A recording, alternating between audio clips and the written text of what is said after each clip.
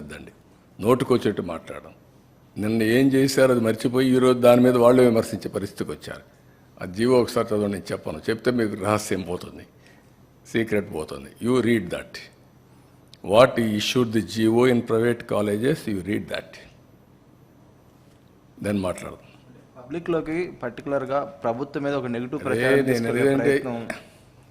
నేను కాదా, నువ్వు చదువయ్యా, చదువు. నేనండి కదా సార్, అంటే ప్రభుత్వం పైన మీరు కష్టకాలంలో క్రైసిస్ నుంచి నేనేమంటానంటే అంత ఇరిటేట్ అయిపోవాల్సిన పనిలే వీళ్ళ గురించి.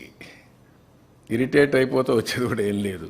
వీళ్ళు చల్లని కాసులు ఇవే చేస్తారు. నేరస్తులు ఏమంటారు, ఇదే చేస్తూ ఉంటారు. మీరు గుర్తుపెట్టుకోవాల్సింది, ప్రజాహితం కోసం కొంతమంది పనిచేస్తే ప్రజలకు ద్రోహం చేయడానికి కొంతమంది పనిచేస్తూ ఉంటారు. ఇప్పుడు కాదు, కలియుగంలో కాదు,